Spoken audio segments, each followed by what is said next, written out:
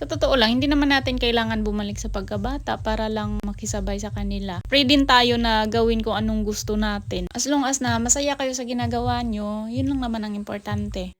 Sa araw na ito ay mag-groceries na naman ako para sa kanila ni mama at para na rin sa aming tindahan. Bumili nga pala ako dyan ng mga pagkain pambata kasi nandyan yung mga pamangkin ko. Kahit na ganung mga pagkain lang ibigay mo sa kanila ay masaya ng mga yan. Kapag nag-groceries kasi ako, binibili ko pwede namin kakailanganin para hindi na kami magpabalik-balik pa. Para yun, para makasave sa gasolina. So nilalagay ko na nga pala sa counter lahat ng babayaran ko at yun, napakadami lang. Ilagay na nga pala sa loob ng karton ng mga nabili ko at 2 karton lahat. Mayroon pang mga soft drinks. At pagkatapos ay pinakarga ko na kaagad sa tricycle. So sa kanya pala ako dumiretso kasi nandito naman sila ni mama araw-araw. Hindi na ako nagtataka pa kasi parang hindi yan mapakali si mama kapag walang trabaho sa isang araw. Oo, grabe talaga yung ina namin na yan. Sanay kasi siya kaya ayun kapag mawala yan sa bahay, 2 lang pwede niyang puntahan. Kung hindi sa sakahan, ayun nandoon sa dagat nanghuhuli ng isda o di kaya mga pakinason or shell. Nandiyan nga pala kami sa kubo at dala-dala ni mama ang kanyang apo at pinapakain. Kung makikita nyo, wala ng mga gamit. Nakalipat na kasi yung panganay namin doon sa bagong bahay nila. Doon lang naman sa kabila ng kubo namin na ito. Ayan, bising-busy si mama sa pagpapakain ng apo niya. Pero hindi lang po yan ang aking pamangkin ha. Madami pa sila. Kinuha ko na nga pala dyan yung ibibigay ko sa mga bata. Kaya nga lang, hindi ganun kadami ha. Pagpasensyahan nyo na sa ngayon. Bawi na lang ako sa susunod. So, ito na nga palang bahay na nilipatan ng ate ko. Yung pinapagawa nila dati. And yun, tingnan nyo naman yung mga pamangkin ko. Madami lang talaga sila. So, hindi ko na pinatagal pa. Binigay ko na yung hawak-hawak ko na pagkain pambata. Siguro sa susunod, dagdagan ko na lang. Nung mga bata pa kami dati at ganyan kaliit sa kanila, sa totoo lang, hindi namin naranasan na mabilhan ng pagkain pambata. At kung meron man, bigay galing sa iba. At kailangan pa namin hati-hatiin para magkasya sa aming lahat. O diba? Pero mas masaya ang childhood memories dati kaysa sa kabataan ngayon. So yun, nabigyan ko na nga pala lahat except lang doon sa isang bata na babae na naka-blue. Lagi ko kasi yan ginigigil at nilalaro. Minsan pinapaiyak ko pa tapos pinapatahan din. O diba? Ang sama akong tita. So nabigyan ko na ang lahat except lang sa kanya. Natatawa pa nga ako dyan kasi parang iiyak na talaga siya. Ang lahat kumakain na, siya na lang wala. Hihintay pa rin na mabigyan. So ito, pakinggan nyo. Din sila isaman?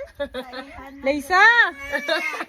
O diba, bago bigyan, paiyakin muna. Tapos kapag umiyak na, patahanin na naman. So alam ko na marami din kayo dyan ng mga tita-tito na pinapaiyak din yung mga pamangkin nyo. Parang parang yun yung kasiyahan ng mga tita-tito. Pero hindi naman yung sobrang iyak na talaga. Ang sama-sama muna kapag ganyan ka. Yung sakto lang, yung matahan din sila pagkatapos. Pagkatapos ko na mabigyan silang lahat, ay syempre kumuha na rin ako. Binigyan ko sila ni mama, yung ate ko. Tapos ayun, nakisabay sa mga bata. Sa totoo lang, hindi naman natin kailangan bumalik sa pagkabata para lang makisabay sa kanila. Free din tayo na gawin kung anong gusto natin. As long as na masaya kayo sa ginagawa nyo, yun lang naman ang importante. Pati tinapay yung mga ubuso ni Angel mang dari. Kain tayo nito.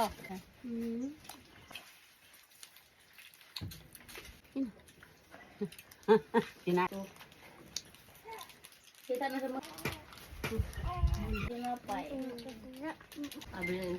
So, yun lang guys. Bye-bye. Bye! Salamat sa kaindis.